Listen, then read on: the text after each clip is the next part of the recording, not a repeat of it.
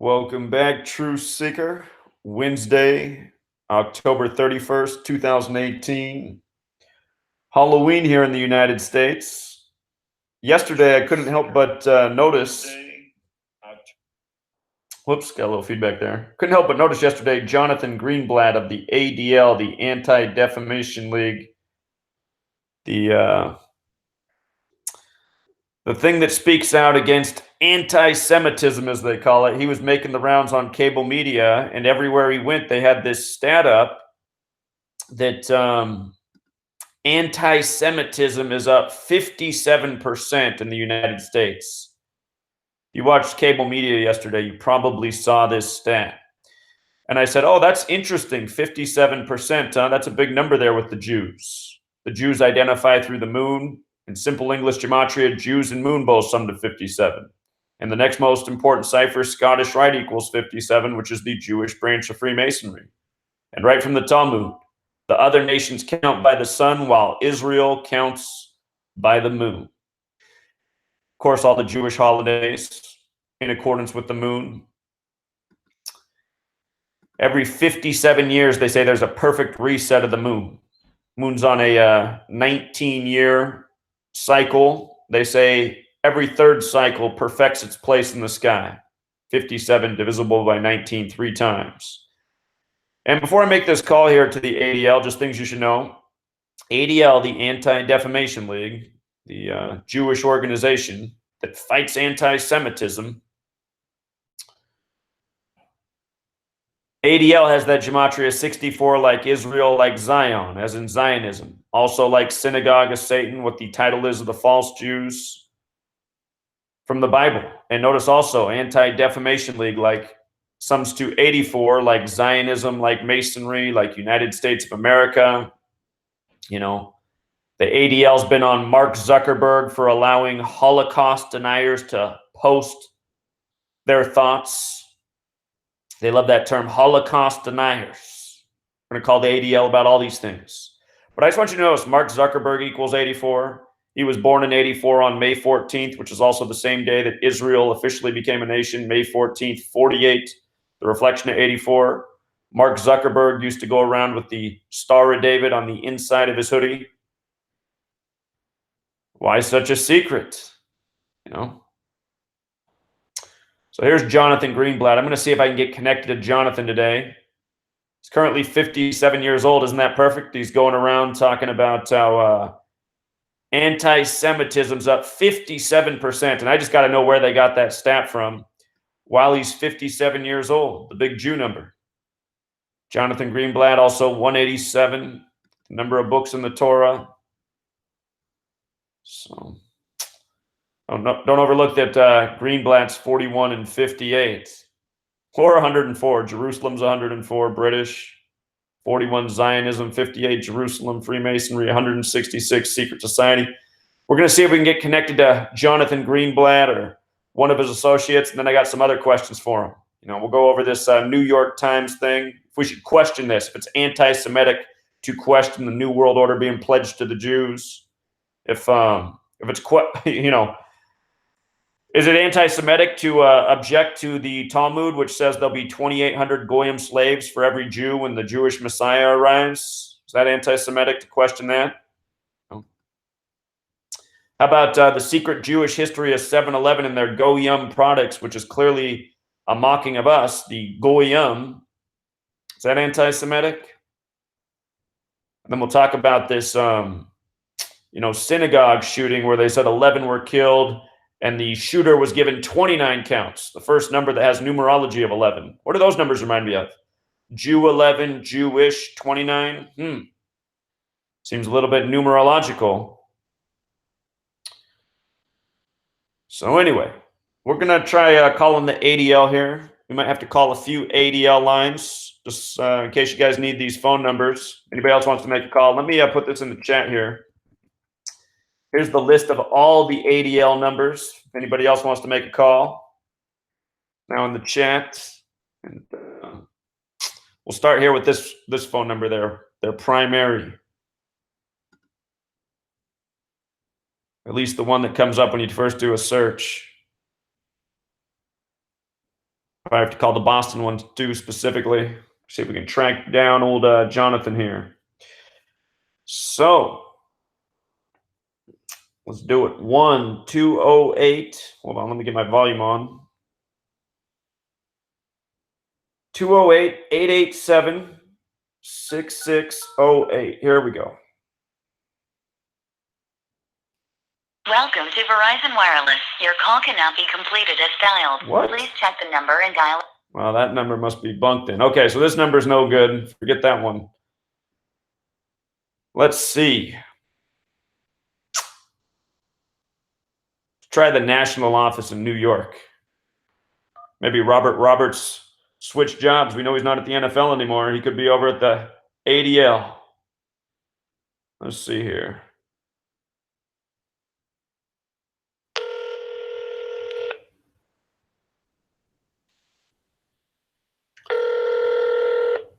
Good afternoon, ADL. Yes, is it possible to speak with Jonathan Greenblatt? May I ask who's calling? Yeah, it's his admirer. His admirer. Well, what's the nature of the call? Yeah, I saw him on cable media yesterday, and he was going around, and he was talking about this stat. It was shown on all sorts of networks that anti-Semitism is up 57%, and I wanted to talk to him about that. Why it's up 57% and where that figure came from. Well, he really wouldn't be the right person to direct this call to, but so we do track anti-Semitic incidents on our website, and we also have our complete methodology as well as a publication of all the incidents that we've tracked on our website, and all the information should be available to you there. Well, I don't like looking at websites. I like talking to people. Is there anyone I can talk to there about this stat? I'd like to know where this stat of 57% rise in anti-Semitism came from. Well, it comes from the fact that we've always tracked anti-Semitic incidents throughout the country, and we've seen a spike in anti-Semitic incidents. We work closely with law enforcement. We work with community leaders. We work with people throughout the United States, and we get a number of reports about incidents that happen, and we actively track it, and we've done it for a number of years, and there's been a significant uptick. Sure, but I'd still like to talk to somebody about how they did the math on the 57%. I find it to be a curious number, especially since Jonathan Greenblatt's 57 years old right now, which is a very special number. Do you know the significance to that number as a Jewish person? No, I'm not sure of it. Are you Jewish? No, I'm not. Oh, that's interesting. It's interesting that you work there. Yeah, it's a very special number to the Jews, 57. It's not an arbitrary number. That's why I'd like to know if it's a real statistic. Here, I'll teach you something. Do you know about Gematria, the Jewish practice of coding numbers into words? No. This is why I need to talk to somebody there who is aware. But here, I'll just teach you something since you work at the ADL, because you should know this as an employee of theirs. So the Jews identify through the moon. I'm sure you're aware of that. Yes. Yes. So in Gematria, guess what moon equals? It equals 57. And guess what Jews equals? It equals 57 too. And not arbitrarily. Gematria is a Jewish practice. Very important Jewish practice. In fact, our whole language, the English language, is built in tribute to this Jewish code of Gematria. If you write out the word English, if you write out the word Gematria, if you write out Jewish, they all have the same numerical value. Not an accident. It's a very special number. It's in tribute to God. The reason Jews write out God as G-D is because G's the seventh letter and D's the fourth. In Hebrew, Elohim, the name for God, sums to 47. G-D is 7-4. In Hebrew, you read from right to left, so it's 4-7. Jewish equals 74. Gematria 74. English 74. Very important, this code of letters and numbers. And if you pay attention to everything that the ADL reports, it's all by this code. They script all of their statistics by this code. If you know what the numbers mean, you realize that the statistics aren't real. They're a manipulation and they're reporting a coded language. So for example, ADL, you know what ADL equals, the acronym? ADL equals 64, like Israel, like Zion, like Synagogue of Satan. Have you read the Bible before? I have. Sir, you sound like a conspiracy theorist, though. I have to say A conspiracy theorist, huh? Do you know that conspiracy is real? Do you know that conspiracy is real? Well, I mean, you're entitled to to that belief, but we, like I said, conspiracy is a belief. Did you just say that out loud? The conspiracy is a belief? Ma'am, you're in New York. I want you to go back and look up some headlines from September 11th, which was a conspiracy. I want you to look up the dancing Israelis who were shipped back to Israel, who had foreknowledge of the attack. You know? Are you aware of that as a New York citizen? All of our information is published on our website, and if you would like to look at it, you're welcome to. But that's the end of this call. You have a great day. Bye-bye. Okay. We'll call back to another person. You sound like a conspiracy theorist. See how dumb people are? And then I said, do you not think conspiracy is real? And she says, well, you have the right to believe that conspiracies are real. God, who else would work for the ADL that's not a Jew? Talk about the dumbest people in the world. Here, let's call another one. Let's call Boston. Let's ask them about the Tree of Life shooting.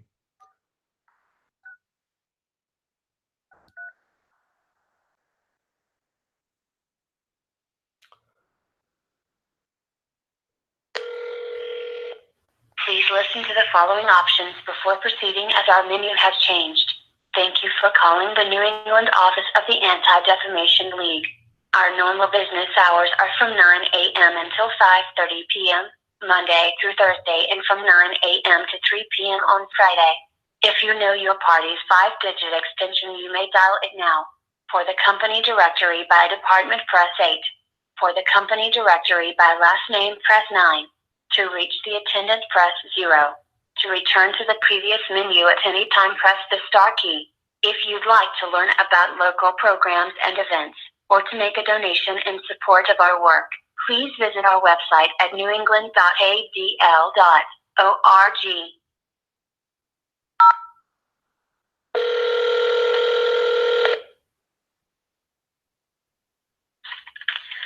Thank you for calling ADL New England. This is Etel. Yes, is it possible to speak to Jonathan Greenblatt? This is the New England regional office, and he's the CEO of all of our offices, so he doesn't work in our office. May I ask who's calling? Do you have his number? Do you have his office number to contact him directly? I do not, actually, but may I ask what this is regarding? Yeah, he's been making the rounds on cable news and talking about the shooting there in your community. And I saw this stat all over the cable news yesterday that anti-Semitism is up 57%. And I just wanted to know where these numbers are coming from. So I'm hoping to talk to somebody who can clue me in. Where's this number 57% in anti-Semitism being up coming from? So I can answer your question. What we do is we report incidents, and our reporting is then analyzed, and that is the 57% increase that is reported throughout all of our regions.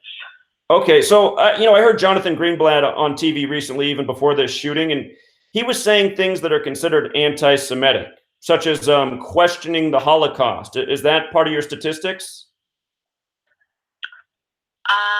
I'm not exactly sure which statements you're specifically referring to, but I'd be happy to transfer you to my colleague Nora. She deals with our incident responses, and she'll be able to answer your questions.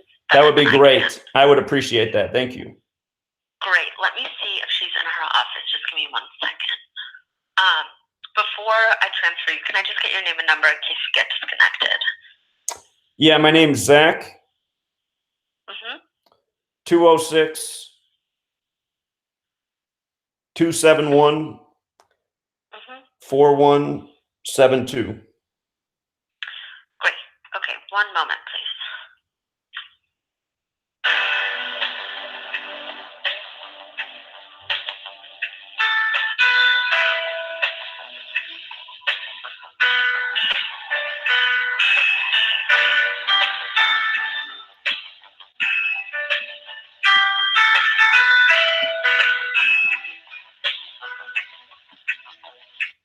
Hello, Zach. Yes. Hi.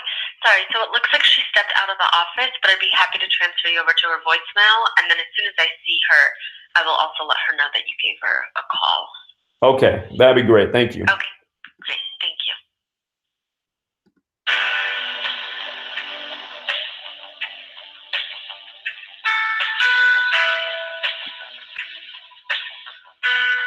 Nora Cohen, please record a message after the tone.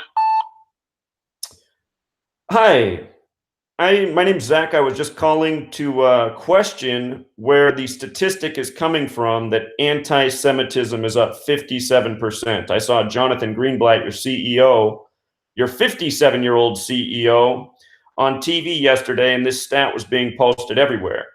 And in light of the Jewish people being invested in Kabbalah and the language of Gematria, the practice of coding numbers into words, and the Jewish people identifying through the moon, and the word Jews, as well as the word moon, both summing to 57 in Gematria, I just wanted to know if this is the relevance of the statistic or if this is a real number. And then the other thing is I heard Jonathan Greenblatt just a couple of weeks ago on the news, criticizing Mark Zuckerberg for allowing Holocaust denial posts on Facebook. Of course, Mark Zuckerberg, with the same birthday as Israel, goes around with the Star of David on the inside of his hoodie. But I heard Jonathan Greenblatt say that it's hate speech to question the Holocaust. And so I'm just wondering, are these the types of things that you guys are tracking as anti-Semitism, questioning, what's been reported in history? Because if questioning is considered hate speech, then we're living in Orwellian times. And who can really, verify or validate the statistics you guys are reporting on the screen? And in light of the Tree of Life shooting and you guys reporting 11 dead, the Tree of Life has the 11th hidden Sephiro, which is quite interesting. And of course, the word Jew also has Gematria of 11. And then you guys come out and say that the shooter's getting 29 charges, the first number with numerology of 11. It's no secret that the Jewish people are very much invested in numerology. And some other things that aren't a secret is, you guys have major influence in media. To send, press 1. To erase and re-record, press 2. To listen to the recording, press 3. To mark message sent. Thank you. Goodbye.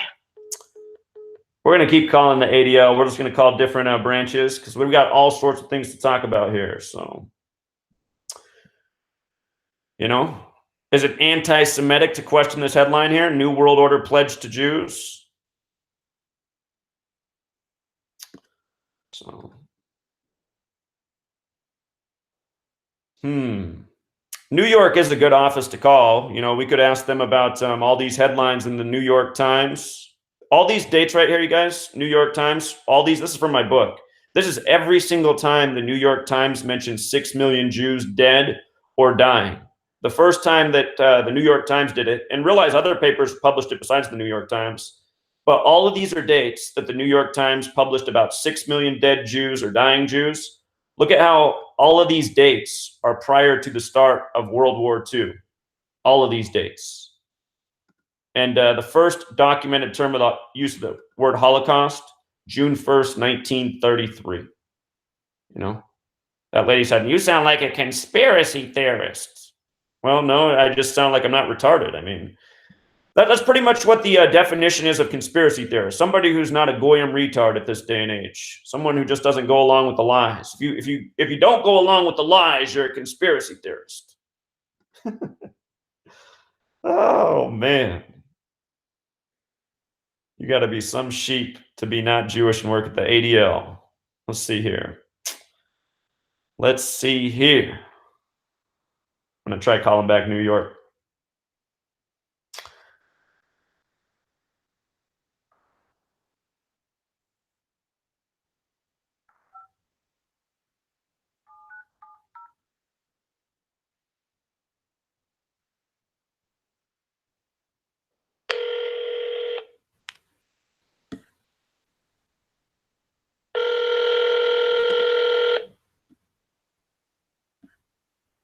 ADL, this is Natalie. Hi, Natalie. I have some questions for the ADL. Okay. Are you the person to talk to, or is there somebody who's... I'm not sure. I can field your questions. What are they? Do you have someone that relates with the New York Times? With the New York Yeah. Okay. I'm sorry. What do you need in that I can send you over to the proper Sure. So person? I saw Jonathan Greenblatt on television saying that anyone who questions the Holocaust is involved in hate speech. And I just wanted to ask somebody there, maybe even Jonathan himself, if he can explain to me how the New York Times printed more than 20 times before World War II even began that 6 million Jews had died in some part of the world or were dying in some part of the world. And on June 1st, 1933, 6 years before World War II even began, the New York Times used the word Holocaust in light of the death of 6 million Jews. So to me, it's really confusing. You know, from 1900 over 20 times up to the start of the war, it was printed in the New York Times that 6 million Jews had died or were dying. And I mean, if you just do the math on that, that means that all the Jews in the world should have been dead. But somehow all of this has been erased from history, and now it just sticks with World War II. So I think that's really curious. And I don't think me questioning and bringing up this historical fact is hate speech. Also, another thing about the New York Times is it was printed on October 6th, 1940, 2 years before the Holocaust began. New York Times, October 6th, 1940. The headline was New World Order Pledged to Jews. And these things are concerning. Why should a new world order be pledged to Jews? And here we are in this time. You know, I'm someone who, look, you have to understand, I come from Native ancestry. Hollywood, who's not run by Native Americans, they don't produce a movie each year to remember the Native genocide of tens of millions of people when this nation was taken over and a new empire was put in its place. We don't get that kind of reinforcement each year. We don't get reinforcement in the media about the Bolshevik Revolution, which was, you know, carried out by the you-know-whos. We don't get reinforcement about that genocide. We don't get reinforcement about the Armenian genocide. We don't get reinforcement about how the European colonies cleared out Africa and murdered, you know, who knows how many millions of people. But we are told again and again to remember the Holocaust, and there are a lot of questions surrounding the Holocaust. I mean, almost all the testimony from the Nuremberg trials has been retracted. All the stuff about, you know, furniture and lampshades being made from the skin of Jewish people, that's all been retracted as exaggerations of the war. The only thing left from the Nuremberg trials is this number of 6 million Jews murdered. But again, that number was printed many times in the New York Times and in other papers in terms of how many Jews had died in the world decades before the war even happened. And another thing that we don't get in our history books is the Balfour Declaration from November 2nd, 1914, which was about delivering the Zionist state of Israel if the United States of America fought against Germany. So, you know, I would like to know why Jonathan Greenblatt says that questioning these things is hate speech. Do you think that I have a fair point in the points I'm making right now? Give me 1 second, please.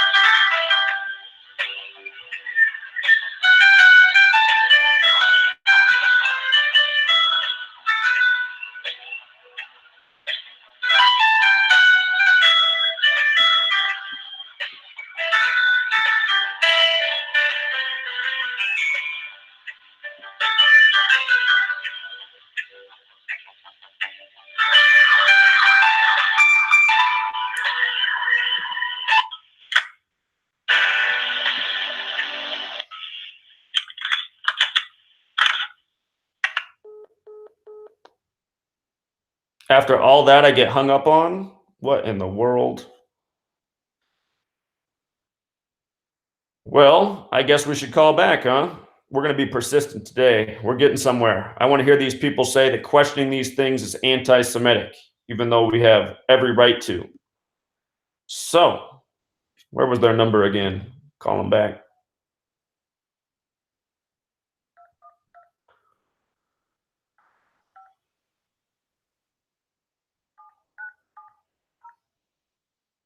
You guys can feel free to make a call too. Hold on.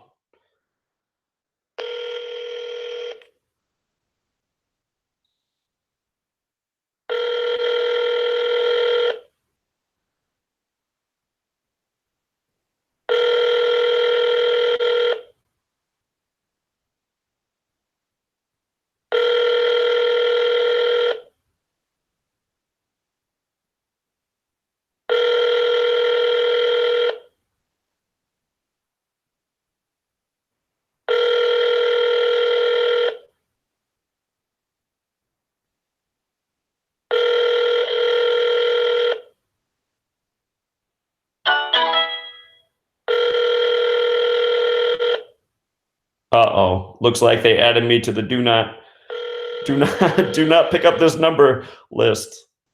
Look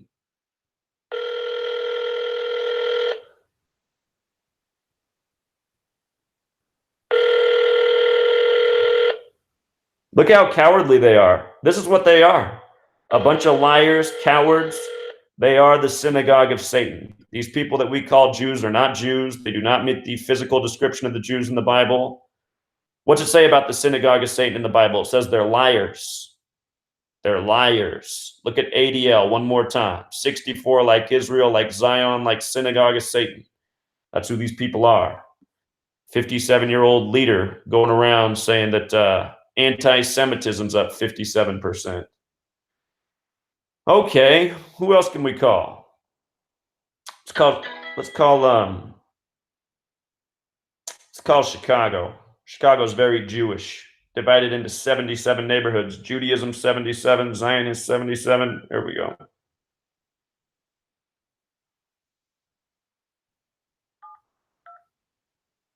I'd call the New York Times, but if you ever try to call the New York Times, it's impossible to talk to anybody. You just have to submit stuff through their online website.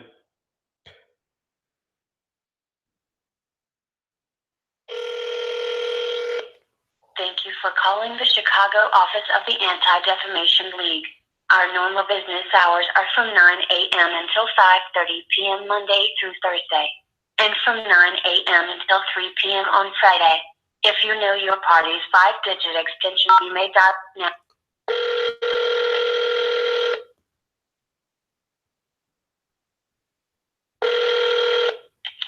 ADL Chicago.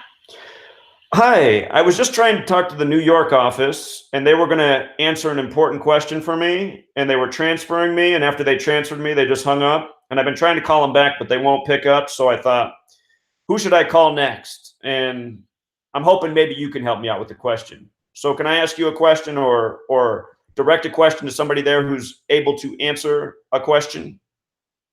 Sure. Who are you calling with? Or is this just a personal question that you have? Sure. So I wanted to talk to Jonathan Greenblatt, and I'm pretty sure he's at the New York office, and I thought I was getting transferred there, but then for whatever reason, they just hung up, and I haven't been able to get back through. So I thought, who's the next most appropriate office to call? Maybe Chicago. Okay. And are you reporting an incident? Well, I want, in light of what Jonathan Greenblatt's doing, going around the media and saying certain things, I want this question answered. So I'm sure you're aware of what Jonathan Greenblatt's been doing for, even before this recent shooting. He's been going around speaking about rising rates of anti-Semitism and how Facebook's allowing people to question the Holocaust, and that should be completely banned because it's hate speech. And I object to that because I think the Holocaust should be questioned. And this is what I was just calling the New York office about. And I think I have fair points. And again, I'll address these same points to you. And when I called the New York office, I was pointing out that the New York Times has, in its history, published a headline on October 6, 1940, 2 years before the Holocaust, that the New World Order was pledged to the Jews. That was October 6, 1940.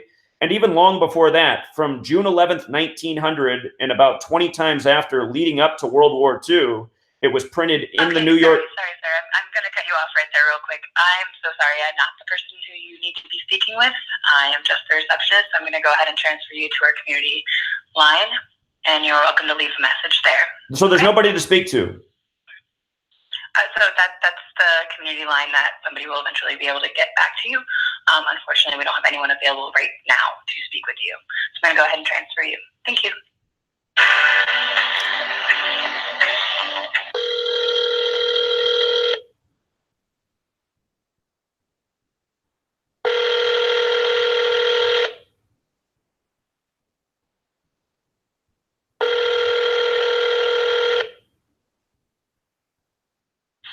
Hi, you've reached the Anti-Defamation League's community call line. Please leave your name, number, and a brief message regarding the reason for your call, and someone will get back to you soon. Thank you. Hi, this is in regards to Jonathan Greenblatt appearing on media and saying that questioning the Holocaust is hate speech and should be banned from social media. I think that's very dangerous rhetoric. I think it's very anti-American rhetoric, and I think the Holocaust has every right to be questioned. Case in point, the New York Times and other papers in this nation, going back to the late 1800s, published several times that 6 million Jews had died or were dying in some part of the world. That was published many times before World War II and the Holocaust even happened. And the New York Times, on the date June 1st, 1933, 6 years before World War II began, 9 years before the Holocaust supposedly happened, they even used the word Holocaust to describe the death of 6 million Jews. So, isn't that question worthy? How could this have been printed so many times in papers across the nation before the event even happened? It seems that this stat was pushed out there in the media until it finally stuck.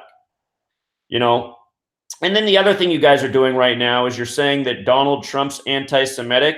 I mean, isn't that a little bit of a joke? All of his family all of his children are married into Jewish families, and right now his face is on a shekel to build the third temple in Israel. How can you be anti-Semitic when you're willing to put your face on the side of a shekel to build the third temple, which is an agenda that's meant to hurt a lot of people in this world, you know? And also, if Jonathan Greenblatt could call me back about the other New York Times headline from October 6th, 1940, about the New World Order pledge to the Jews, that would be great. You know, questioning these things isn't hate speech. Press 1 to erase and re-record. Press 2 to listen. Message sent. Thank you. Goodbye. Finding it quite hard to get through. This is the way it is everywhere in this world. It's like everywhere there's just like walls. It's impossible to communicate with people. It's like leave a voicemail here, connect through the website here. You know, you guys want to have this, the ADL wants to go out there and say, you know, all these people on social media need to be banned and censored. And, you know, this stuff's dangerous. This stuff is dangerous. I'm going to try calling New York back one more time, see if they pick up the phone. I don't think the ADL probably gets that many phone calls. If you go to their, even though they're a big, powerful organization with a lot of money behind them, if you look at their YouTube page, for example, they have 3,000 subscribers. So they might have a lot of money behind them, but they don't have a lot of people who are interested in their rhetoric. But still, their rhetoric gets out there. So they need to be called out.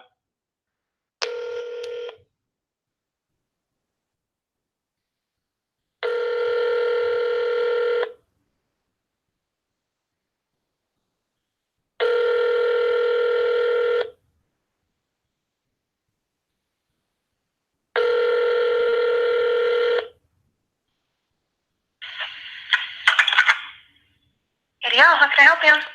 Yes, I was talking to Natalie earlier, and she was transferring me. And in the process of getting transferred, I got hung up on. All right, dropped. 1 second, please.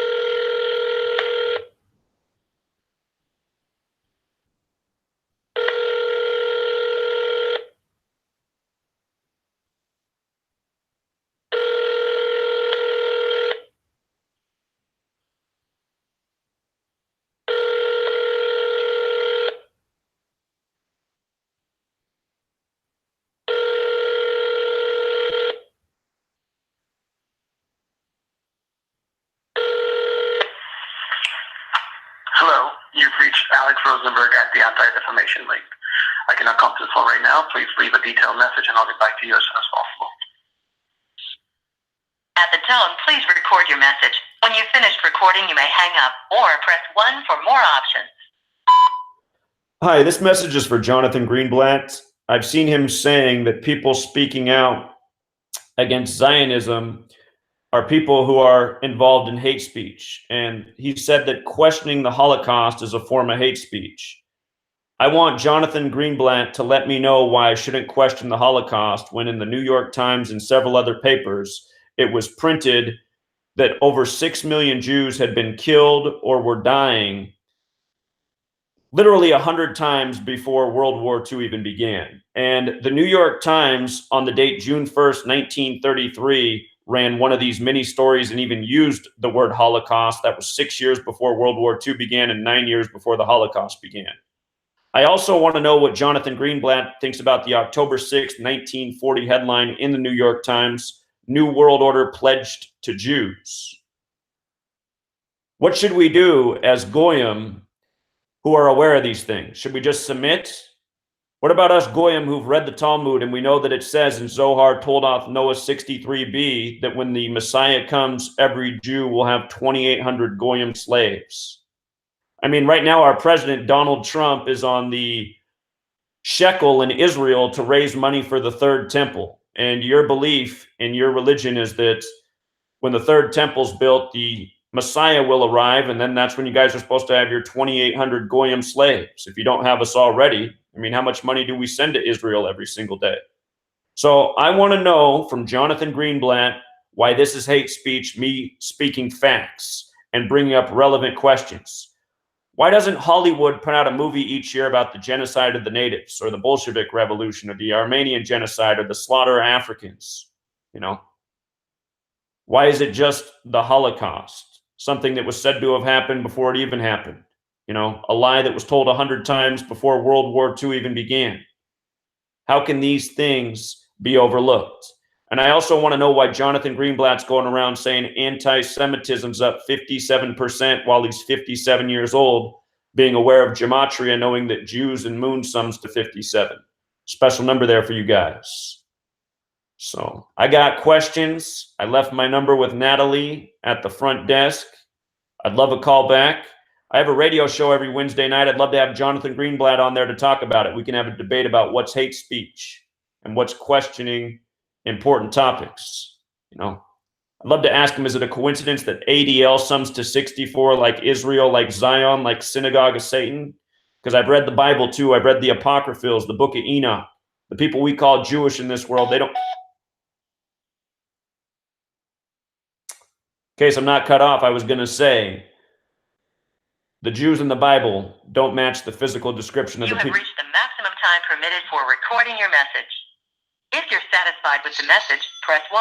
To listen to your message, press 2. To erase and re-record. To send your message with normal delivery, press 1. To send your message with urgent, thank you. Your message has been sent. Well, I've probably called the ADL enough. Call them anymore, they'll probably send lawyers after me. It's the thing, when you own the legal system, when you own the nation, you can get away with tyranny. You can get away with unjust lawsuits and everything else. So I wish we could call the New York Times. I would call them next, but I've already tried to call them many times. It's impossible to get through. So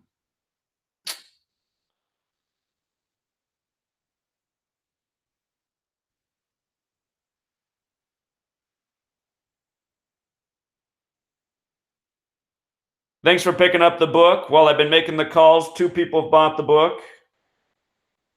So thank you to M. Spence and 6 Bad. Those are the emails. Call again. I've already called like, what? How many times have I called? Have I called 6 times? I think I've called 6 times now.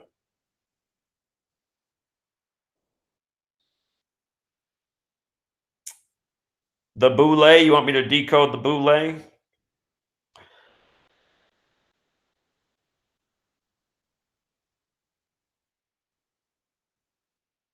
When you say you want me to, here, let me take a screenshot. Hold on, where was that at? I'll take a screenshot of your boule thing and I'll put something up on my blog later. Where did that just go?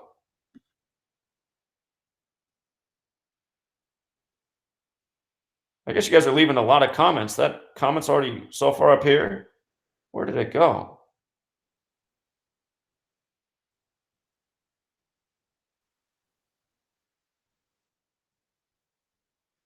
Yeah, if you guys were here at the beginning, I was talking to that woman bringing up relevant points, and she goes, "You sound like a conspiracy theorist." I should have responded, "You sound like a coincidence theorist," but I asked her, I said, "So what, there's no such thing as conspiracy?" And she goes, "You have the right to believe that if you want." Like, so I asked her about the dancing Israelis on 9/11, and she hung up on me. I don't know where that guy's message just went about the boule. Did he get rid of it?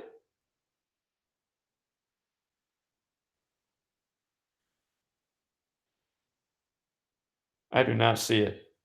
I swear to God it was just here. Somebody just asked me to decode something about the boule. Now I can't find it. Thank you for signing up on the Patreon, Richie. Why does the Talmud openly say to lie to Goyim? Well, it's all written in the Bible. It says the Synagogue of Satan are liars. So, I mean, Bava Kama 113a in the Talmud says it's okay for somebody who's Jewish to lie to somebody who is not Jewish, as long as it's within a legal setting, which again is the whole world. So,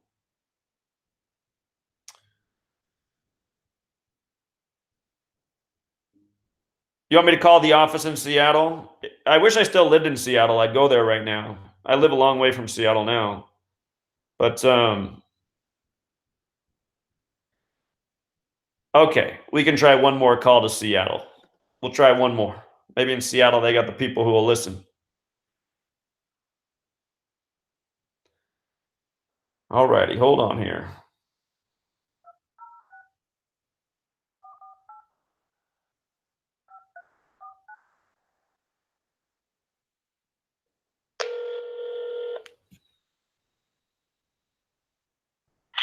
ADL Seattle. Impressive. You guys pick up the phone here. It doesn't go to an automated voice thing. Who is this?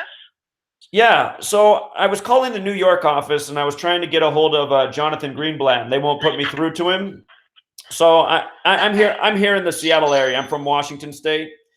Okay. He's going around and he's saying this really dangerous rhetoric, and I really wanted to talk to him about it. But he's going around, and even before this shooting at the synagogue, he was saying that, you know, there's this rising anti-Semitism current in social media and the web, and it needs to be censored and it needs to be labeled as hate speech. And then he pointed out that people are questioning the Holocaust, and he said that's a form of hate speech.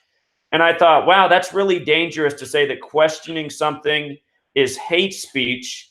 And I have a very valid question for him about the Holocaust. And it doesn't seem like I'm going to be able to get it to Jonathan Greenblatt directly, but I want to talk to somebody who can answer my question, and I want to hear them say in their own words that what I'm saying is hate speech by questioning the Holocaust for a very valid reason. So is there somebody there that I can speak to about my concern? I'm happy to take a message, sure. Okay, so this is my message. The New York Times and many other papers, literally over 100 times before World War II even began, printed that 6 million Jews had died in the world or were in the process of dying. This was printed all over. One very specific article in the New York Times on June 1st, 1933, 6 years before the war began, 9 years before the Holocaust began, talks about 6 million dead Jews and even uses the word Holocaust. That was June 1st, 1933. So, looking at this, looking at how many times it was printed in papers that 6 million Jews had died, which obviously wasn't true, why should I believe that because it was said during World War II that it's true, especially in light of the fact of knowing history? It's not a secret that during World War I, a letter was drafted to a Zionist banker, Lord Rothschild, on November 2nd, 1914, saying that if the United States joined the war and fought against Germany, the Zionist state of Israel would be delivered. So that shows that there was a legitimate conspiracy to create Israel during the time of World War I, which is also at the time that these articles were being printed about 6 million dead Jews. These articles go back to the late 1800s, a half a century before the war was even fought. And the other thing is the New York Times, which used the word Holocaust specifically on June 1st, 1933, they also have another curious headline from October 6th, 1940. And that headline you can look up today. It's still archived on their website. October 6th, 1940, New World Order pledged to Jews. And, you know, these things should be questioned by all. We should not be labeled as hate speakers and anti-Semites and everything that the ADL is saying about us for questioning what's in our recorded history. Here in America, we're supposed to be able to speak and have our opinions heard and have a debate about what's true and what's not. And this direction of things in today's world is not good. I'm someone who had a YouTube channel that I worked for 5 years, day and night, to build up. And when I got near 100,000 subscribers, was finally getting my voice heard out there, I was deleted by YouTube. And I thought that was just sick. And I was deleted for hate speech, for anti-Semitism, for saying the exact type of things that I'm saying to you right now on this phone. I never did any hate speech. I just questioned and brought historical facts and proof to why we should question and why we should seek answers. And again, I'll say the same thing to you that I'd say to Jonathan Greenblatt.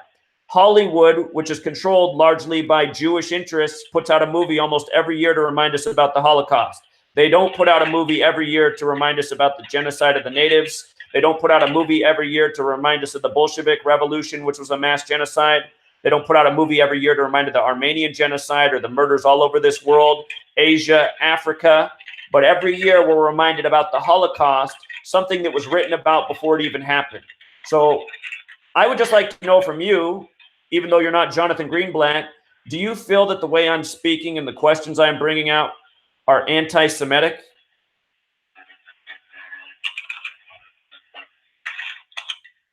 I mean, honestly, I'm a little offended by some of what you're saying. I obviously don't think we're saying people don't have the right to question history, but I think the flat-out denial that the Holocaust occurred, which is a historically marked event acknowledged by most people on this universe, is something that, you know, is important to us and we speak out about. So I really appreciate your call and thank you so much. And I have to get to my next call. Wait. Before you go, oh, look at that. Look at that. She hung up. So did you hear what she said? It's a historically marked event recognized by most people. That's her proof that the Holocaust happened. And you see, it's because they don't have any proof that the Holocaust ever happened because it didn't happen. It's a lie. Again, look at the Bible. The Synagogue of Satan, the false Jews, the liars. These are the same people who've always controlled the media and published this same thing about 6 million Jews decades before it supposedly even happened. And again, everything from the Nuremberg trials has been retracted. Everything except for the number 6 million dead Jews. There were all sorts of lies told during the Nuremberg trial. They've all been exposed as lies. The only thing sticking from that is the number 6 million dead Jews. So, you know, these people are babies. Her response was pathetic.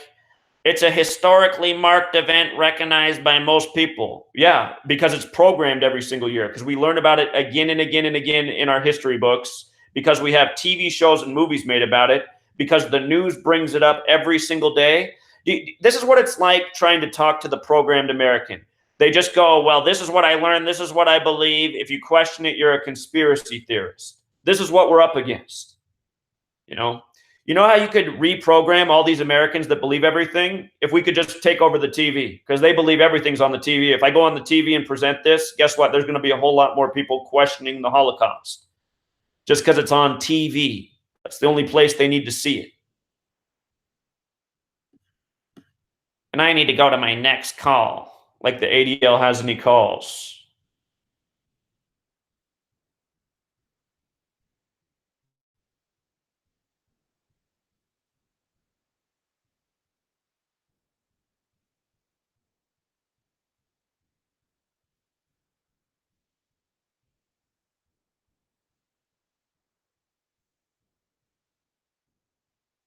Did you guys, I should have saved it. It's here on my phone.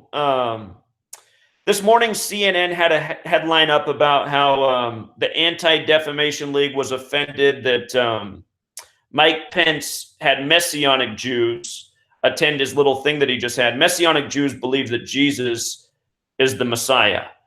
And that was a headline this morning, that the Jews are offended because he had those type of Jews come. You know, the type of Jews that believe Jesus is the Messiah. They're the offensive type. So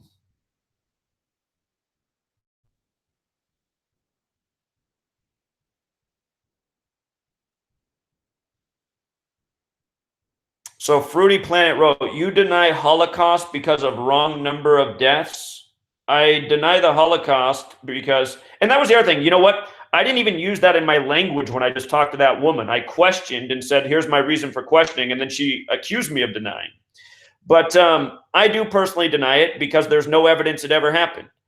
And it's not just about the numbers. Again, it's about the fact that the same lie was told 100 times before the war even began, that the same papers publishing this lie have headlines saying New World Order pledged to Jews. You know, she didn't have any response about any of that. And the other thing is, all the lies told at the Nuremberg trial have been retracted except for one. So imagine that you had a list of 16 things that somebody told you, and 15 of them were documented as lies, and then you didn't have any proof that the 16th thing happened. Would you believe the 16th thing? You know, 15 things are lies. The 16th thing there's no evidence of. And, you know, I think you'd be very gullible to believe that, and very illogical as well. So there's no reason to believe the Holocaust. There's zero evidence it happened. And don't confuse what I'm saying. Jewish people were put in internment camps. That's a fact. It's also a fact that Auschwitz had an Olympic-sized swimming pool and recreational facilities and all sorts of things that you could call luxuries.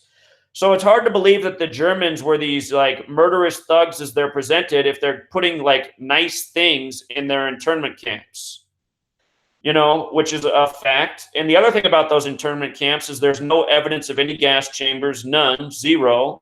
You know, we're told that the Jews were gassed with Zyklon B, but the thing is, Zyklon B was the leading chemical to guard against insect and rodent infestation at the time. And Zyklon B was used for that purpose. So it's like, I don't know, what's a chemical? It's not, we don't live in the exact same times, but it's like, if people are reporting that people were murdered with Clorox, you know, it's like the same thing, saying that these people were killed with Zyklon B. It's like saying a bunch of people were gassed with Clorox, essentially. And Clorox is toxic. You know, Clorox is one of these chemicals that's put out for us to slowly kill ourselves. You shouldn't use Clorox if you're not aware. You should use vinegar and water. It cleans most things. Yeah, exactly. The Bolshevik Revolution is them. They're responsible.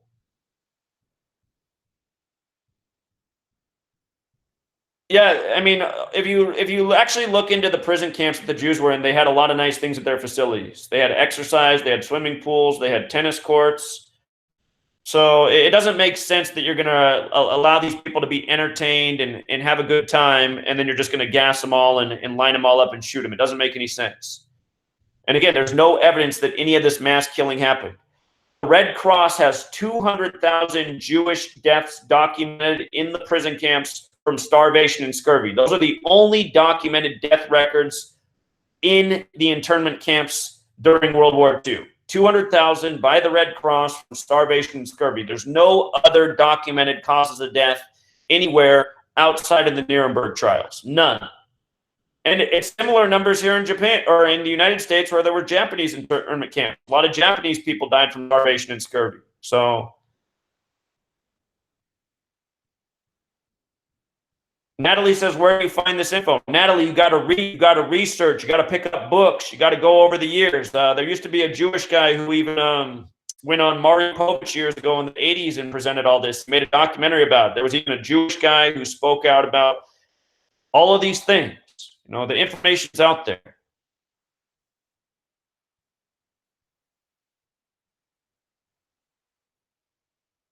What are all the skinny dead people videos from? A lot of that's from what was going on in the Bolshevik Revolution. You know, a lot of those mass graves are actually the people that were slaughtered in the Bolshevik Revolution, and those same photos were used for propaganda. So it's easy to take a picture from another genocide and then say, ooh, see, this is what the Germans did when they didn't really do it. It's that quote from 1984. Those who control the past control the present. Those who control the present control the past.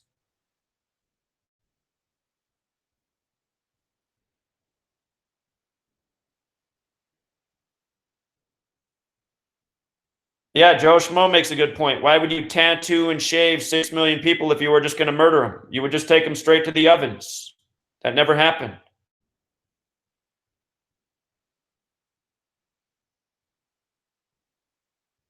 Joseph's asking, why was that lady offended? Exactly. Nothing I said was offensive. I just brought up facts and asked her for an answer, and then her answer was weak. She says, well, I'm offended.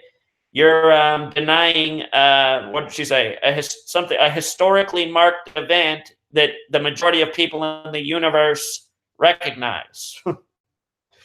Maybe that factors into the Jew world order thing. I mean, who's controlling the information for the people of the world? Another helicopter crash, huh? That's just, you know, that's how the media is. They'll be so redundant, reporting the same stories day after day. Programming. That's right. The one who wins the war can write history however they want. And here, the greatest atrocity that actually happened in World War II, and you can look this up. This is a documented fact. The greatest atrocity in World War II was the bombing of Dresden. Look up the bombing of Dresden by the UK and the US military. They killed hundreds of thousands of people in a matter of hours. Dresden is where all of the people stayed during the war who didn't want to participate in the war. It was the refugee city. And the reason they went to Dresden is because it was an art city. It had a lot of history. People just knew. They respected it. They didn't want to destroy Dresden. It had all this history and art. It's where all the essentially, you know, peaceniks, as people call them, you know, the peaceniks. Don't you just love America, the war nation? People used to call me a peacenik when I was younger. Oh, you're just a peacenik.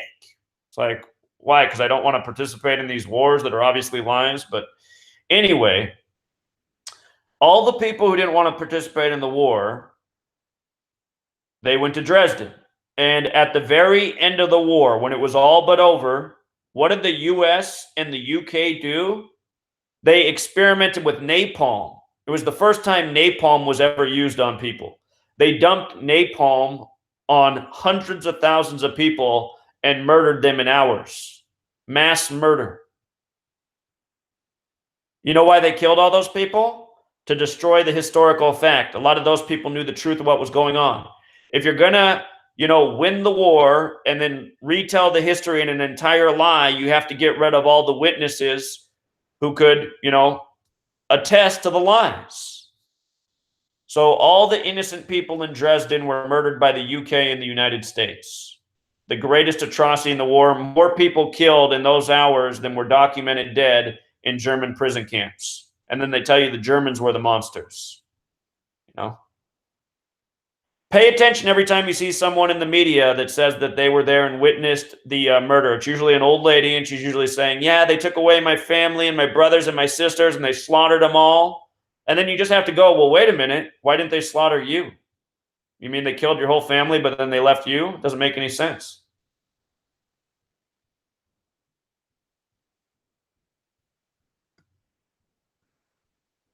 Yeah, the World War II was a big orchestrated event, all for part of a planned agenda.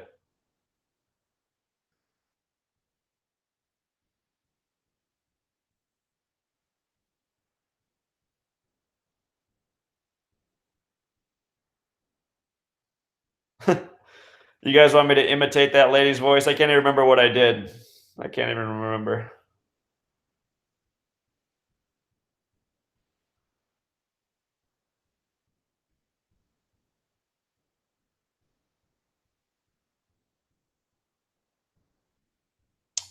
I pet goat too. A lot of people have already decoded all that. I mean, we already know what's happening. I'm just going to stay on the path decoding what I decode. I just like to take apart the news. Their news foreshadows what their next move is. Did Albert Pike really plan the wars? No. Albert Pike was just a very important Freemason. He's considered one of the most important Masons in U.S. history. And the book that he wrote, Morals and Dogma, that was only intended for Freemasons, but in the information age, it got out. And that's how the other things got out, like the letter that said the Third World War will be between, Islam and the rest of the world. And we can see that they're taking us in that direction. It's all so obvious, the post 9/11 agenda.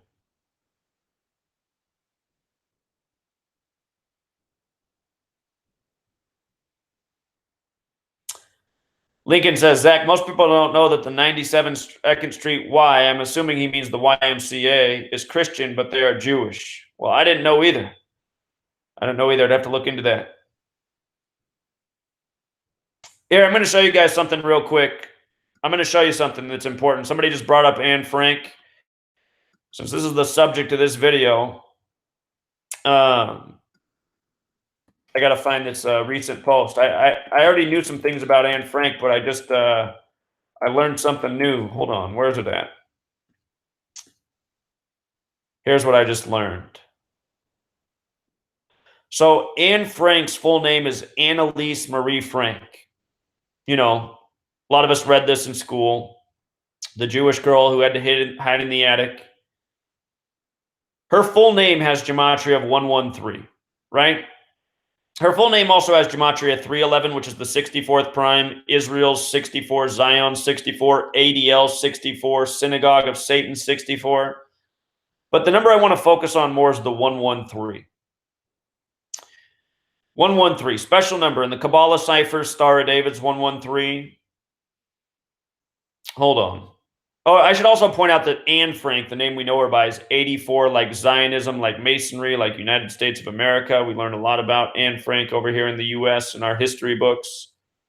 But hold on here. This is what I want.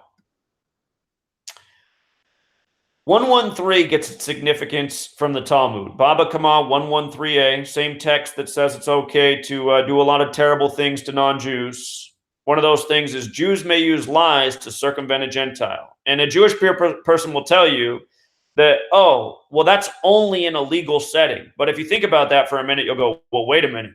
Everywhere in this world is pretty much a legal setting. I mean, think about it. Where can you go in this world and get away with a crime? You can't, because the whole world's a legal setting. So this law essentially means that a Jew can use lies to circumvent a Gentile anywhere. And think about where they said the majority of Jews were killed. Auschwitz. This is the same place with the tennis courts and the swimming pools and the rec facilities. Doesn't make sense. No gassing chambers, but they did have tennis courts and swimming pools. Just think about it. Auschwitz, 113. Again, a lot of words that sum to 113 have to do with dishonesty. Think about the mainstream. It's entirely dishonest. It's all programming. Mainstream 113, dishonest 113, not true 113, not honest 113, not factual 113, disinfo 113, politics 113. Think about that one. Perjury 113, fiction 113, bullshit 113. And again, you know what I heard this morning, actually? I had on the TV for a moment, and I heard a woman say that when people refer to international bankers, that's code language for attacking the Jews, and that's also anti-Semitic. So I want to make a point about this. Hold on. Titanic 113617. I got to pull up a point. Credit to Ben. It was Ben, a high school student, who first actually made this discovery. It was Ben who followed my work for some while, and he pointed this out to me. Probably Ben's made a lot of great discoveries. This is probably his best one ever. So Ben's in college now. He's growing up on us. But at the time, Ben was in high school, and he said, Zach, you got to look at this. Because Ben had heard me talk about the Titanic. Titanic equals, what, do I not have it up here? Oh, I do. Titanic's a 113 thing. And it's another thing here in U.S. history that we learn a lot about the Titanic. But when they teach us about the Titanic, they don't teach us about two important facts. They don't teach us about the book Futility, Wreck of the Titan from, I believe, 1898. Written by an author named Morgan Roberts. Futility Wreck of the Titan was about the biggest boat ever made, called the Titan, that sank on its first sail after hitting an iceberg while traveling from Europe to the United States of America in the Atlantic. This is a fictional book written 14 years before the Titanic sank. 14 years. And the boat was called Titan. Now, the other thing they don't teach us about the Titanic is that when this boat sank, the world's 3 richest men all died. And one of the richest could have died. That was J.P. Morgan, who now has the bank in his name, Morgan Chase. J.P. Morgan owned the Titanic, and he got off at the last minute because he felt ill. Now, my guess is J.P. Morgan knew what was really going to happen with this boat, and he got off because this was part of a planned agenda, using a work of fiction from the past to mock the world. And consider back then, there's no internet. I mean, how many people probably knew about this book, Futility Wreck of the Titan? And look it up. It's a real book. I actually checked this out at the Seattle Library, and I remember the day I did. I told the librarian about it. She's like, wow. She's like, I got to read this after you. I said, yeah, exactly. But anyway, from the date that the Titanic sank, killing the world's 3 richest men who were all opposed and who were fighting the establishment of the Federal Reserve, which was in the works at that time, a bank controlled by international bankers, which I heard this morning's code language for anti-Semitism. From the sinking of the Titanic to the establishment of the Federal Reserve, the bank that has enslaved us all is debt slaves. Don't forget in the Talmud, it says there'll be 2,800 Goyim slaves for every Jew when the Messiah arrives. But from the sinking of the Titanic to the establishment of the Federal Reserve was 617 days, which is the 113th prime number, where Titanic's 113. And you know what the Titanic is? It's a Titanic lie by the Synagogue of Satan, the false ones, for part of a planned agenda. It just goes to show this was done on purpose. Also, if you don't know about the Titanic, you should research it. It wasn't even actually the Titanic that sank. It was its sister ship that had been wrecked a month earlier. They just took off the name. I believe the name of the sister ship was the Olympic. They took off the name Olympic. They repainted Titanic. They patched up the damage, and they took it out to sea for massive insurance fraud and to murder the 3 richest men who had the power to fight the Federal Reserve. They killed 3 birds with 1 stone. And then that's why we, the children of this nation, who a lot of us have now grown up, that's why we've been told this story of the Titanic a million times over. We don't know the real truth of why this story is told. It's because it was a great achievement in their agenda, in their web of lies. So,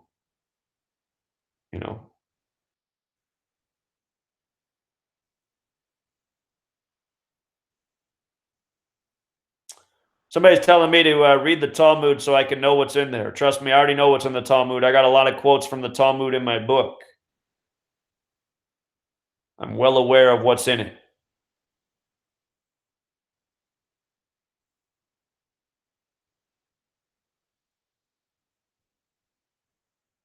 D Taxpayer was trying to share the Grim Reaper video I did and got blocked. You guys will find that if you share my videos in places, your accounts will be blocked. My work is censored everywhere.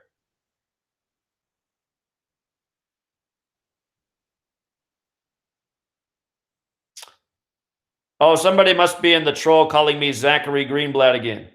You know what's funny about that is I didn't tell the story a long time ago. I said that my dad does not know who his dad is. And one day, his mother told him when he was about 30-some years old, when I was just a little baby, his mother told him that his father's real name, because understand, my dad doesn't know who his dad is. We get the name Hubbard from his adoptive father, who was the father of his brother with the same mother. But she told him one day that his father's real name was Greenblatt. And my dad always wanted to know who his dad is. So he started calling every Greenblatt in the phone book, looking for information. Nobody had anything. And then his mom told him about a day or 2 later that she actually made that up and his dad's name wasn't really Greenblatt. So my dad didn't know what to think. And the reason I told that story a long time ago is because a lot of people ask me if I'm Jewish. And I say, well, I'm not Jewish. I was raised Lutheran, which is a fact. You know, I had to go to confirmation class, which I was kicked out of because I asked too many questions. You know, like, how could a man survive inside of a whale? They didn't want to answer that question. But anyway, it is possible that, because I mean, my dad's mother's a really interesting person. It is possible that his father's real name is Greenblatt, and she just doesn't want him to know that for some reason. I've told this before about my grandmother. She's half native, and she sits there and she watches TV all day, every day, and she pretty much hates everybody except for Jewish people. And I find that real interesting. I mean, she literally has hatred for every group of people except for Jewish people. I just think it's so interesting. And to me, it's like I mean, you have to understand her whole life she's been watching TV. She watches so much TV, and I just think about what the TV does. The TV spreads all of this hate for all groups of people, all sorts of divisive rhetoric. But what's the TV also do? It always defends one group of people, you know, the chosen ones. So I think my grandmother's actually a good, you know, social experiment to see what TV programming does. But sometimes I wonder if my dad's real father is actually named Greenblatt. And, you know, I shared that once upon a time, and then a bunch of trolls said, oh, his name's Zachary Greenblatt. And it's like, nope, that's not what my name is. My last name is Hubbard. But it is possible that the genetic bloodline does go to Greenblatt. So I wouldn't be surprised. And, you know, even if your father's side's Jewish, that doesn't make you technically Jewish. It's got to be on your mother's side. And again, you're not Jewish if you're raised Christian. And even if I was genetically Jewish, it would only be a part of me, you know. So my mom's Norwegian and German. My dad's mother's half native, and I don't know what the other half of her is. She looks very native, though. And then we don't know who the dad is officially. So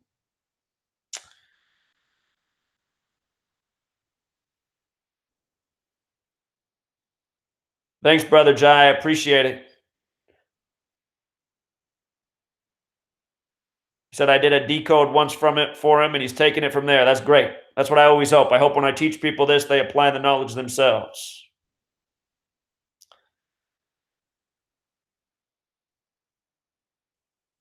I'm not talking about any one person. About 100. A lot of videos that used to exist slandering me don't exist anymore. But there's probably been 100 videos made by 100 different channels calling me Zachary Greenblatt.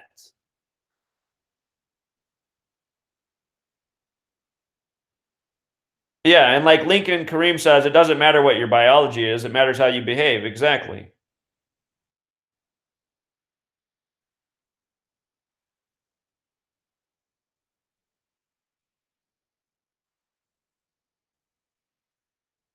Hey, do you guys want to see what I learned yesterday in case you weren't watching? You know, Donald Trump, he has the shekel, right? It's his face and King Cyrus, and on the other side, it's the third temple. And that shekel went on sale April 12th, the 102nd day of the year. What blew me away is what shekel equals in Jewish gematria. Then I just said, no wonder. No wonder. In Jewish gematria, shekel's 138, just like Donald Trump is 138 with the alphabetic order. And Donald Trump's face is on a shekel right now to have the third temple built. Isn't that something? And a shekel that went on sale on the 102nd day of the year. It's just too much. And then meanwhile on TV right now, they're saying Donald Trump is he's instigating anti-Semitism. It's just like, how is this even possible? Theodore Herzl. Let's do a live decode on Theodore Herzl. For some reason, I always forget to decode that dude. Theodore Herzl. We know he's going to have the numbers already. Austro-Hungarian journalist, playwright, political activist, and writer who was the father of modern political Zionism. He died July 3rd, 3/7. Israel equals 37. Remember on October 27th, the date with 37 numerology, Israel equals 37, Netanyahu 37, shooting 37. We had the shooting that day, and then we didn't get anything in the news media about the bombing of Gaza. Have you guys noticed that videos on YouTube that try to bring awareness to what's going on in Palestine and how those people are treated, they're all deleted by YouTube? Don't forget, YouTube uploaded its first video on the 113th day of the year. YouTube is censoring all videos that expose wrongdoing to the Palestinian people. You can't even put Palestine in the title of your video. But again, it's like everyone who serves this Zionist cabal gets it by the code. And there's a part of me that goes, well, what could be above Zionism? If there's anything above Zionism in this world, it's the Catholic Church. But the Catholics and the Jesuits, they get it by the numbers too. So it's like, I don't know. Maybe they really are Satan's minions. And maybe Satan really does take his own by the numbers. Some of you say that to me all the time. Maybe you're right. But the date he died was also a date with 33 numerology. We know how much they like that number. So look at how old he was. He was 44 years old. Look at this. Let me come here to the base ciphers. He was 44 years old, the modern father of Zionism. Israel, 44. Notice the 28 here. There's an S in Israel. That means when you observe the rule for S, Israel's also 37. S can be 1 or 10 because it's the 19th letter. 19 is the only letter you have to reduce 2 times. 1 plus 9 is 10. 1 plus 0 is 1. Netanyahu, his name sums to 37 and 44. Donald Trump went to the Western Wall May 22nd, 17, a date with 44 numerology. Benjamin Netanyahu in Hebrew sums to 44. All of that's covered in my book. So I'm just noticing things about this this man in light of his death at age 44. How many days did he die after his birthday? May 2nd to July 3rd. That's a little bit more than 2 months. Oops, the wrong button there. Let's see. Don't forget that sacrifice and ritual sacrifice sum to 73 as well. You know, we talk about these numbers all the time. So he died 62 days after his birthday. Sacrifice is 62 also. Get rid of our S rule for a second. So dead on 73, 62 days after his birthday. He died also on his 63rd day of his age, if you count the full span. And if you've seen my work on Rabbinic Judaism, that's the kind that goes by the Talmud. If you search Rabbinic Judaism and just start to read about it, you'll see where the number 63 comes up. So it's not only coded in the word, but it's relevant to the study. So those are the people that go by the Talmud. In the Talmud, 6 million Jews have to die to claim Israel. He died 38 years before the establishment of Israel. And remember, all of this stuff is a planned agenda by the number. Jews, 38. Israel officially became a nation in 48. The Synagogue of Satan equals 223, which is the 48th prime number. The Synagogue of Satan nation in 48, not an accident.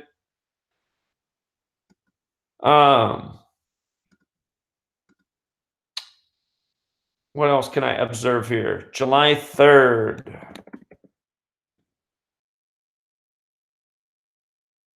You know what's interesting? That's the day leaving 181 days left in the year, which is the 42nd prime number. And it was resolution 181. Notice Zionism's 42. 181 is the 42nd prime. It was resolution 181 that created Israel. It was November 29th, 1947, resolution 181, United Nations. Let me see. There it is right here. The United Nations Partition Plan for Palestine. This was to recognize Israel's territory, and it was its first recognition as a nation by the United Nations before its official establishment May 14th, 1948. But there it is, resolution 181. So notice that there were 33 votes in favor. In the year 47.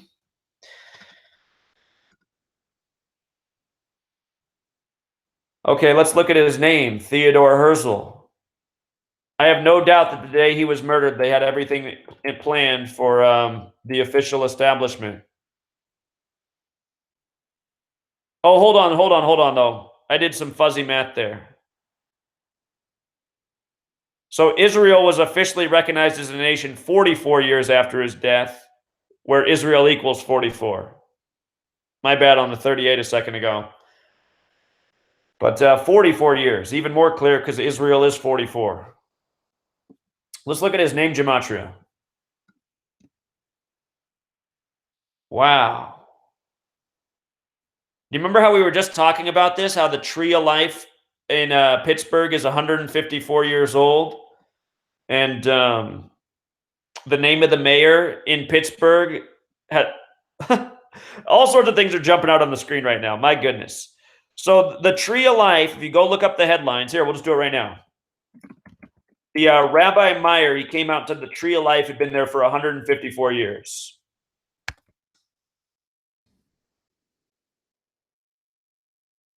So Tree of Life Synagogue, Rabbi Myers, we need to stop. Hey, here 154 years. I guarantee you look up all these articles. It was his exact words. When I heard it, I said, that's interesting because ritual sacrifice sums to 154, and it's also a biblical number. King James has this gematria of 154, King James Bible. Contriving prophecy, who did King James really serve? And what's the name of the mayor? Is it Bill Peduto? Bill Peduto. That is the name of the mayor in Pittsburgh. Notice the 111-6 in light of the 11 dead, 6 shot, 44-length shooting, Israel.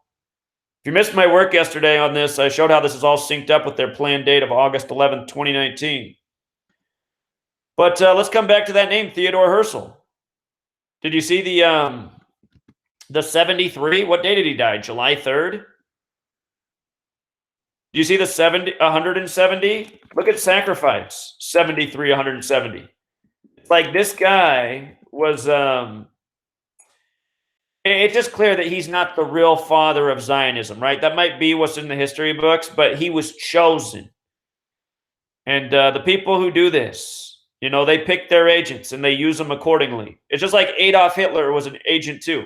Pretty much every figure on the world stage has been an agent for the cabal. Like I always say, you don't know the real names of the people. They use people. They use puppets that have the right name gematria. They name their puppets accordingly. His gematria 53 as well, that's the big religion number. Zionism is religion. So this is the beauty of gematria, It just never fails you. It never fails. Feel bad for all the coincidence theorists out there. Let's check out the place he died. Let's read about his death too. I mean, he died young, 44. It's not very old. 156, when you write out 33, 156, 114, that's a synagogue number. That's a history number. That's a World War number. Pearl Harbor number. Anyway, let's read about his death. I'm curious. How did he die?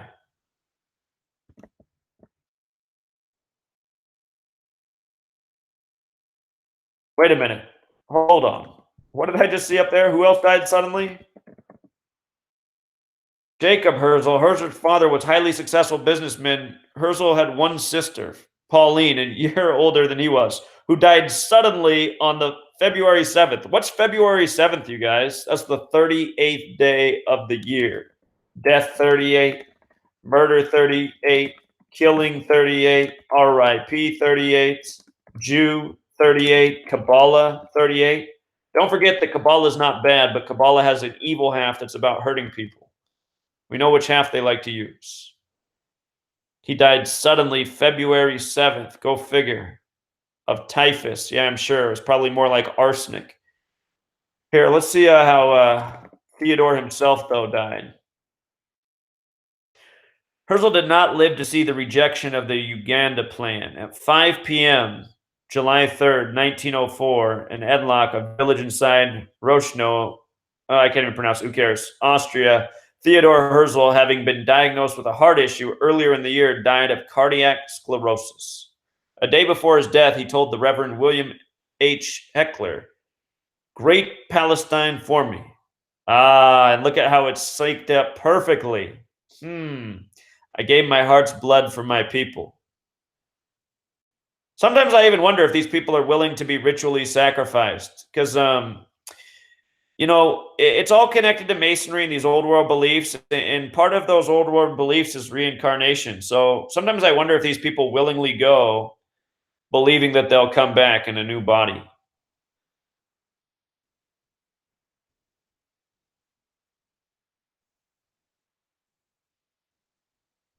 Guess whose death's going to go in my next book?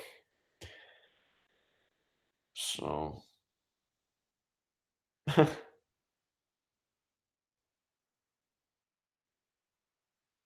here's another good one.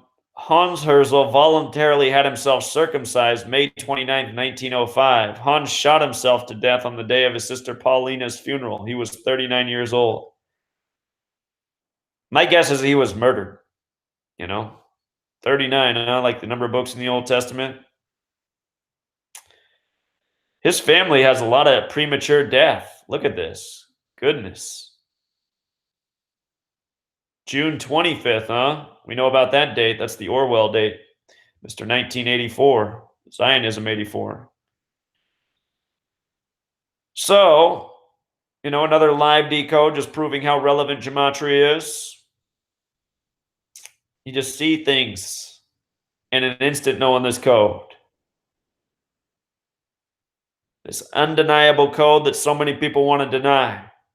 Hey, you guys want to do me a favor? I still want to give this guy the benefit of the doubt, because I'm going to promote this guy and tell you to be skeptical of him all at once. I want you guys to watch this video that he made. And I want you guys to spam his page to call into my radio show tonight. That's what I want you to do. What's his channel called? No More News. If you go to his page, No More News, KNOW, like knowing, No More News. If you go to his page, he's wearing a costume here. But, whoops.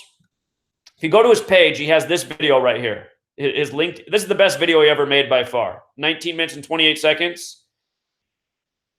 This video is really good. Everyone should watch it.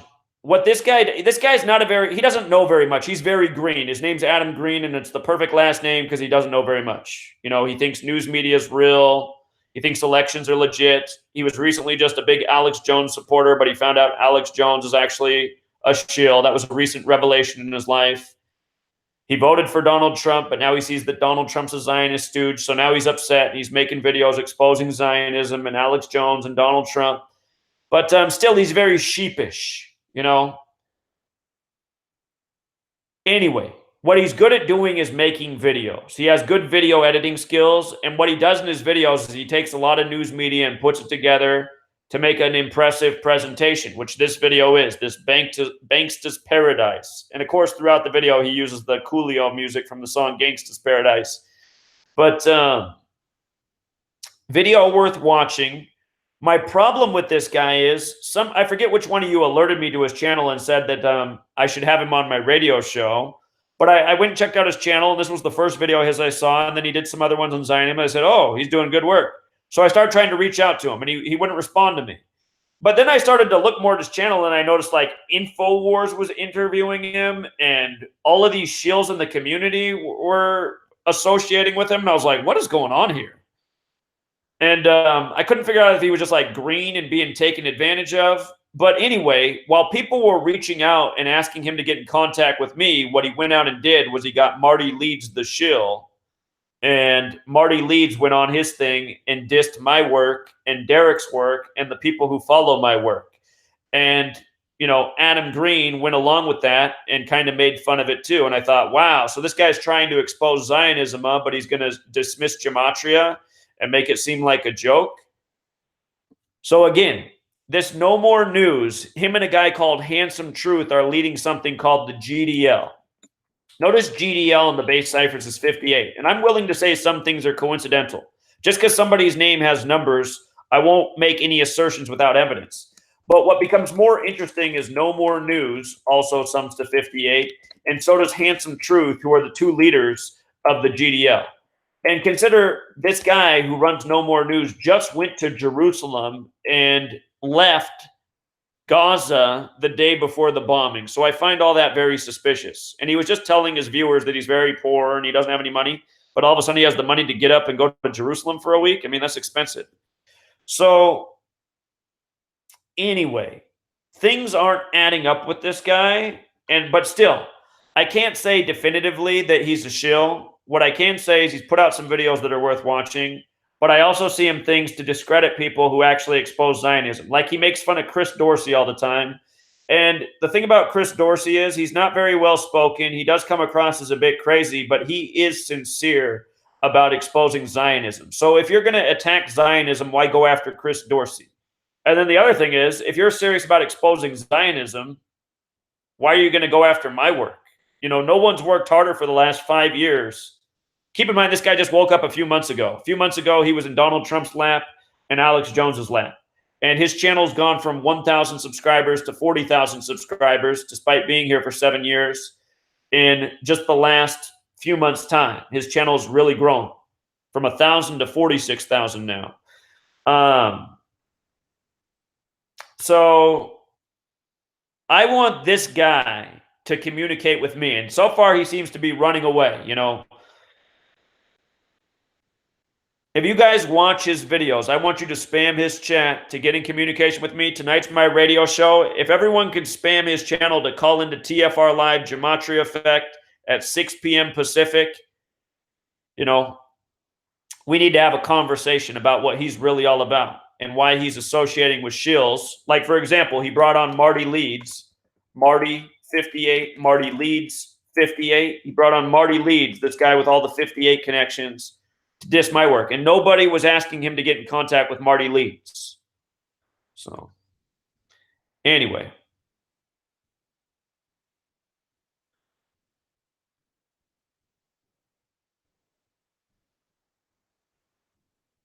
Yeah, they literally could be, you know, I found out that the Handsome Truth guy, I have to admit it, the Handsome Truth guy, even though he might be a shill, I still like the way he does his presentations. He's pretty humorous. He's a bit of an entertainer.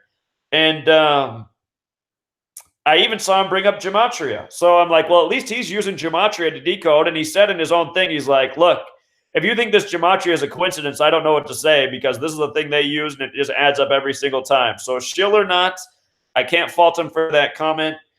It was pointed out to me that he's done some acting in the past. And it does seem that a lot of these guys who run these shill channels, you know, they have some entertainment connections from the past. So I need to do Gematria for the movies? You mean again? I've done it a million times, man. I just showed how they released the new Halloween movie perfectly by the numbers. I show it often. Did you miss my work on Crazy Rich Asians? I said, when are we going to get the movie Crazy Rich Jews? I mean, if Hollywood can put out Crazy Rich Asians, I want the Crazy Rich Jews movie.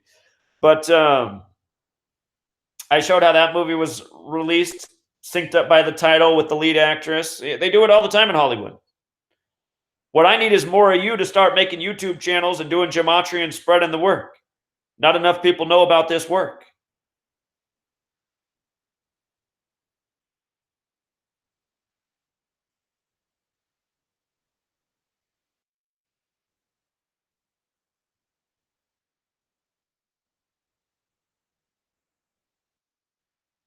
Swab TV says they're going to stop listening to music because they don't want spells put on them. You know what? I mean, if there's music you like, songs you like that make you feel better, I wouldn't just cut out music, but just be aware. I mean, you know, the one music that is really negative for a lot of people is commercial hip hop, because like people will listen for the beats, but if you listen to the message in a lot of commercial hip hop, it's just like, it's atrocious. It's like, oh my God, dude, these people hear what most people can't even understand the lyrics. They're rapping too fast. They don't get the references, but it's just like all these young people are absorbing this message. This is not good. And never paint everything with a broad brush. Realize I'm talking about commercial hip hop, not all rap music, not all hip hop, but it's very clearly the most vile music that's out there, and it's not good for anybody. And it's controlled by the you-know-whos who love to shame black men, and they get these young, ignorant black men who will say these things for money. Just like they get these young black men to go out and sell out all the fans of the world of these sports teams. The false ones love to use the real ones for their agenda.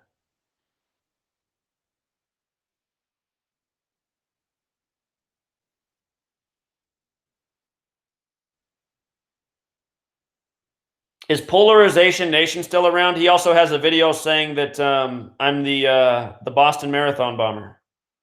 He also has a video copying my work and accusing me of copying his work, which is comical.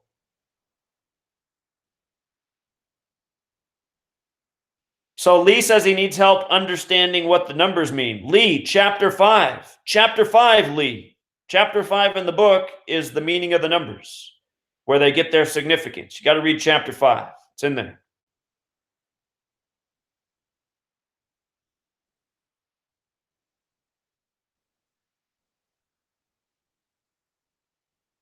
That's very cool, Andrea. Just remember, all of you guys should question everything I say. Everything I say should be questioned. I would question everybody in this world, but I always try to bring facts. I never try to distort anything or report anything that's not true to persuade you to my perspective. You know, my strategy is always just to use facts and evidence-based information so that, you know, if I have to debate anybody or I get questioned, I can back my points up.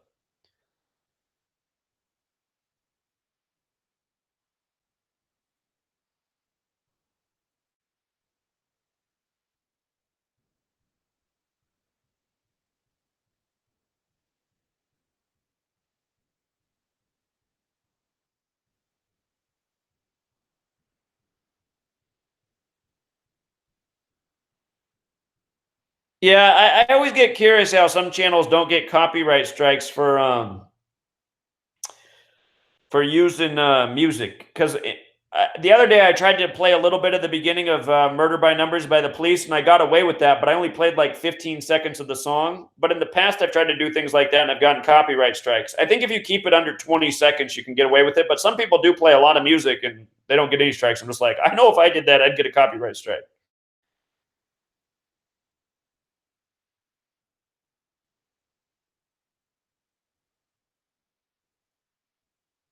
No, I haven't talked about the Chosen One. I haven't talked about him in a year. He's irrelevant.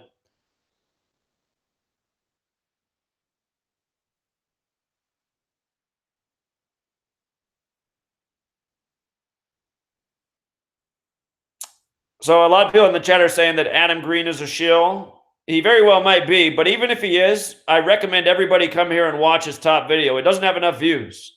Actually, I want to see how many views his top videos have. Because that one video that he has linked there, it should be watched by everyone. It's very important.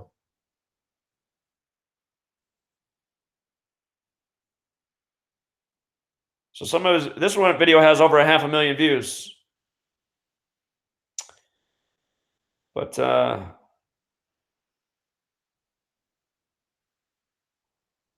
don't see this video. This is the best video. So be skeptical of the man, but people should watch that video. He did a good job putting important information there together that people need to see. All right, I hear my lady getting up in the other room. That means she's ready for lunch. She's going to be in here in a minute. I'm going to sign off now. Hey, don't forget to hit the like button. And thank you to the 2 people who got the book during this live stream. I wish I could say thank you to the 20 people or the 200 people, but 2's better than 0. So the book's linked in the description. You know, this is the book you need to know what's up in the world. All right, everyone keeps asking me this Hillary's comment about they all look alike. When did she say this? Was this recently? Hillary, they all look alike. Hillary Clinton. For some reason, everybody's asking about this now. Oh, so this was a recent thing.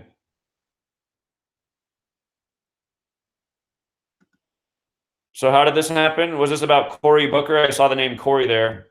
I know they all look alike. Hillary Clinton is catching heat for a joke she made about Cory Booker and Eric Holder.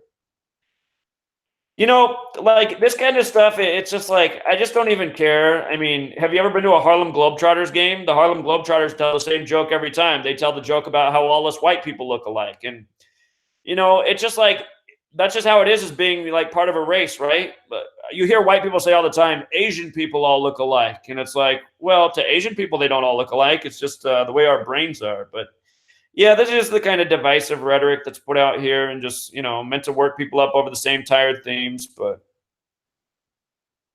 Puppet Hillary, she was probably told to make this so they could emphasize this headline. Here, let's see what's in the Gematria. 93, I love it. Like the year the Clintons took the White House, like how propaganda's 93.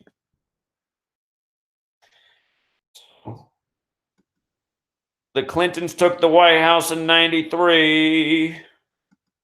I know that Hillary made some racist comment back then too. I forget what she called. I forget what she said. Something about black males that was racist.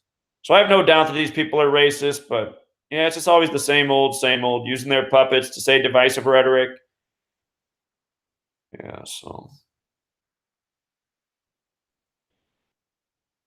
But I mean, there is also an element of truth to the joke, right? I don't think all the races look alike, but you hear everybody of every race say it. They'll say, oh, that group of people, they all look the same. Oh, that group of people, they all look the same. And it's obvious that it's something in the human brain. Like if you're a certain race, you look at other races and you don't think that they have, you know, as defined as characteristics as your race. So that's just something about the way the human mind works. That's why so many, I've heard just so many people say that about so many different groups of people in my lifetime. And I've seen the Harlem Globetrotters a few times, and every single time they tell the joke about how the white audience, they all look alike. And people laugh because they're like, hey, that's what we usually say about you group of people. But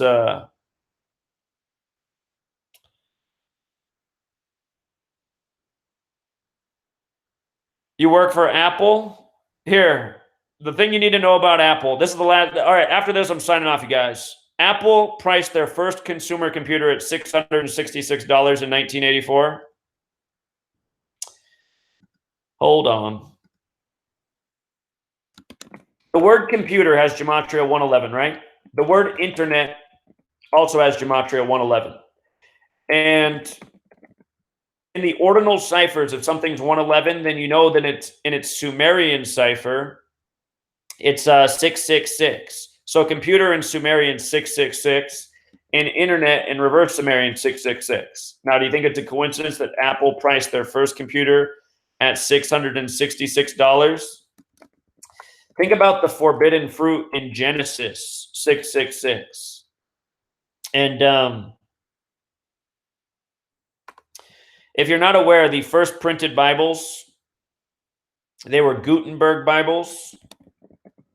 Oh, 666. The number of the beast, the number of a man. Here is wisdom. If you have the wisdom, you know how to calculate the number of the beast. All of this stuff's biblical. So Apple, forbidden fruit, Genesis 666, the first printed Bibles, Gutenberg Bibles 666. And here, let me just come back to the base ciphers in case you don't know this about Gutenberg. Gutenberg, when spelled correctly, equals 45 forwards and backwards in our base ciphers, just like Holy Bible. 4 letters, 5 letters, 9 letters total, 1 through 9 equals 45. If you write Gutenberg Bible, it equals 66 in the most pure cipher, just like how there's 66 books in the pure cipher. Number of the beast, 66. So anyway, that's why Apple priced their first computer at $666. That's why their logo is a fruit with a bite out of it. You know, you're not supposed to eat from the tree. The evil half of Kabbalah, that word I can never pronounce, it has Gematria 666 too. So that is it. Yeah, 66 books in the Gutenberg Bible.